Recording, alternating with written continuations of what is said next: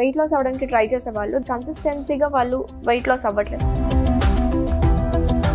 Weight loss చేయాలి అని అనుకున్నారనుకోండి, ఆ జర్నీ స్టార్ట్ చేసినప్పుడు ఏమవుతుంది, కాంప్లికేషన్స్ ఎలా ఉంటాయి సార్?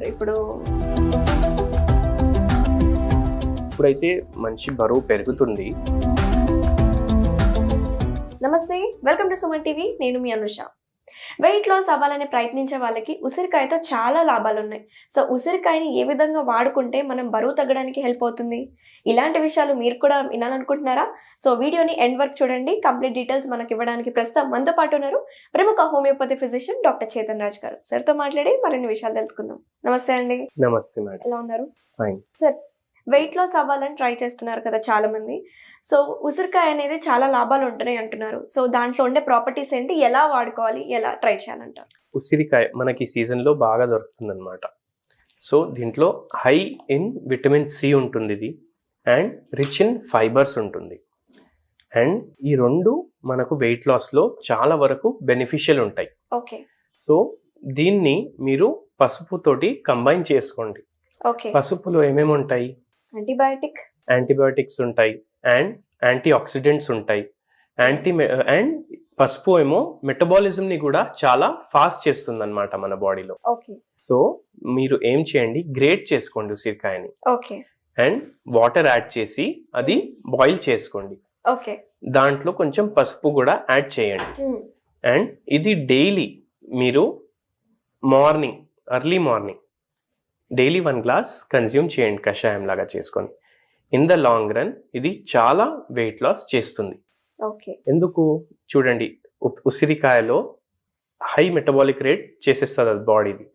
ప్లస్ విటమిన్ సి ఉంటుంది, which helps in weight loss.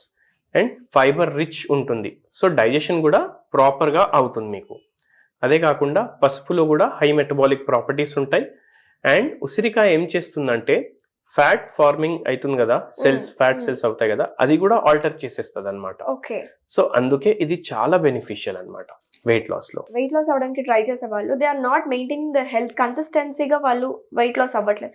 So healthy weight loss అవ్వాలి, కన్సిస్టెన్సీ మెయింటైన్ చేయాలి, ఎన్నాళ్ళైనా సరే సేమ్ అలాగే ఉండాలంటే ఏం చేయాలంటారు? మీరు బై ఛాన్స్ డయట్తో, ఎక్సర్సైజ్తో, లేదంటే హోమియోపతి మెడిసిన్స్తో వెయిట్ లాస్ చేయాలి అని అనుకున్నారనుకోండి, ఆ జర్నీ మీరు స్టార్ట్ చేస్తారు.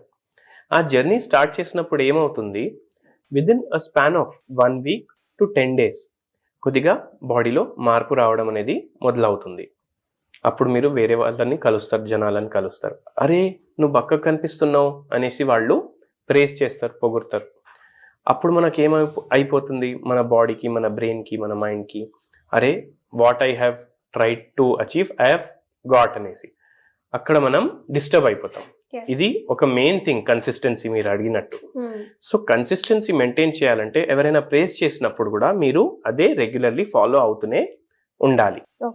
అదొకటి. ఇంకోటి మీరు ఏం అడిగారు, రెగ్యులర్లీ ఎందుకు వెయిట్ లాస్ అవ్వదు అనేసి. సో ఈ కన్సిస్టెన్సీ డిస్టర్బ్ అయినప్పుడు automatically again we will start eating and gaining wait. So అది చేయొద్దు. కాంప్లికేషన్స్ ఎలా ఉంటాయి సార్? ఇప్పుడు బరువు పెరిగితే ఫస్ట్ మన ఎఫెక్ట్ అయ్యేది నడవలేకపోవడం, మోకాలు నొప్పులు ఉంటాయి కదా. సో ఇంకా ఉండే కాంప్లికేషన్స్ ఏంటి? ఇంకా ఏం కాంప్లికేషన్స్ ఉంటాయి చూడండి. ఇప్పుడు ఎప్పుడైతే మంచి బరువు పెరుగుతుంది, దాని అర్థం ఏంది, ఎంత అయితే బాడీకి రిక్వైర్మెంట్ ఉంది దానికైనా ఎక్కువ ఉంది వెయిట్. సో బాడీలో వేరే వేరే ఆర్గన్స్ ఉంటాయి కదా, అవి కూడా ఎఫెక్ట్ అవ్వడం స్టార్ట్ అవుతాయి. Because they have to work double. Heart అయితే ఒకటే ఉంటుంది కదా వెయిట్ పెరిగినా, సో డబుల్ ఫంక్షన్ చేయాలి హార్ట్. సో బీపీ పెరిగే ఛాన్సెస్ ఉంటాయి, హార్ట్ రేట్ పెరిగే ఛాన్సెస్ ఉంటాయి. అట్లనే కిడ్నీ కూడా ఫిల్టర్ ఎంత చేస్తుంది, ఎంత అయితే నార్మల్ వెయిట్ ఉంటుంది దానికి కరెక్ట్ ఉంటుంది మనకు 2 కిడ్నీస్ పనిచేసేది. సో ఒకవేళ బరువు చాలా పెరిగిపోయిందంటే కిడ్నీస్ మీద కూడా ఎఫెక్ట్ అవ్వచ్చు, ఫ్రీక్వెంట్ ఇన్ఫెక్షన్స్ అవ్వచ్చు, రీనల్ ఇన్ఫెక్షన్స్ కానీ యూరినరీ ట్రాక్ట్ ఇన్ఫెక్షన్స్, ప్లస్ కిడ్నీలు ఫెయిల్ అవ్వచ్చు. ఒకవేళ చాలా బరువు ఉంది అండ్ మీరు దానికి అసలు పట్టించుకుంటలేరంటే కిడ్నీలు కూడా ఫెయిల్ అవ్వచ్చు. ప్లస్ డబుల్ వెయిట్ పడుతుంది మీ మోకాల మీద, దానివల్ల ఆస్టియోపోరోసిస్ అవ్వచ్చు, ఆస్టియో ఆర్థరైటిస్ అవ్వచ్చు, అండ్ యాంకిల్స్లో పెయిన్ రావచ్చు, మీకు ఎడమకాల్లో పెయిన్ రావచ్చు, పిక్కల్లో నొప్పులు రావచ్చు, వెరికోస్ వెయిన్స్ అవ్వచ్చు వెయిట్ ఎక్కువ ఉండడం వల్ల, కాన్స్టిపేషన్ లాంటి ప్రాబ్లమ్స్ రావచ్చు, దాని తర్వాత బ్రీదింగ్ డిఫికల్టీ అవ్వచ్చు, ఎందుకంటే ఆక్సిజన్ ప్రతి పార్ట్కి పోవాలి బాడీలో, అవును. కానీ లంగ్ కెపాసిటీ అయితే పెరగదు. సో దాంట్లో కూడా డిఫికల్టీ రావచ్చు.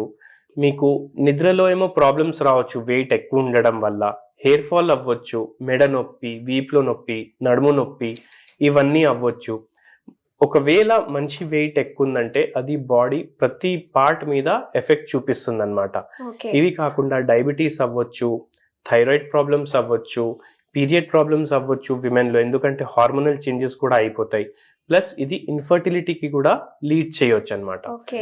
అందుకే వెయిట్ ని మనం కంట్రోల్లో పెట్టుకోవాలి. చాలా కాంప్లికేషన్స్ ఉన్నాయి సార్. అయితే వెయిట్ అనేది ఇంత మేజర్ రోల్ ప్లే చేస్తుంది ఇన్ని కాంప్లికేషన్స్ రావడానికి.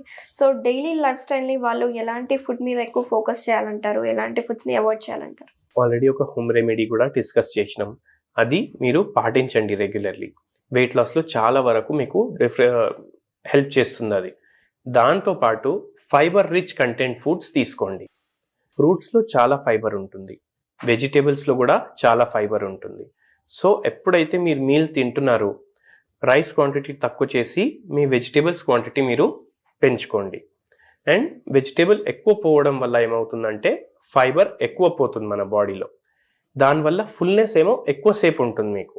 ఓకే. అది చేయండి. అండ్ మీరు రైస్ తక్కువ చేయడం వల్ల ఏమవుతుందంటే మీరు తక్కువ క్యాలరీస్ ఇంటేక్ చేస్తారు. రైస్లో ఏముంటుంది, కార్బోహైడ్రేట్ ఉంటుంది. 70% రైస్లో 1 kg రైస్ మీరు తీసుకుంటే బై వెయిట్, దాంట్లో 70% కార్బోహైడ్రేటే ఉంటుంది. సో రైస్ క్వాంటిటీ తక్కువ చేసి మీరు వెజిటేబుల్స్ని పెంచేస్తున్నారు. అది కాకుండా రెగ్యులర్ ఫిట్నెస్ కూడా చాలా ఇంపార్టెంట్. మీరు ఓన్లీ డయట్ చేసి 30 kg తగ్గించుకోవాలి, 40 kg తగ్గించుకోవాలంటే అది డిఫికల్ట్ ఉంటుంది. సో మీరు ఎక్కువ ఎక్సర్సైజ్ కూడా చేయండి. రెగ్యులర్ స్లీప్ ప్యాటర్న్స్ మెయింటైన్ చేసుకోండి. ఆకలి అయ్యే ముందు తినండి. ఆకలి అయ్యే ముందు ఎందుకు తినాలి, ఎందుకంటే ఆకలి అయిన తర్వాత మీరు ఫుడ్ తీసుకుంటే మీకు ఏమవుతుంది, ఎక్కువ తినేస్తారు మీరు. సో అది కూడా కంట్రోల్లో ఉంటుంది. థ్యాంక్ యూ చైతన్ గారు, చాలా మంచి ఇన్ఫర్మేషన్ ఇచ్చారు. Thank you so much.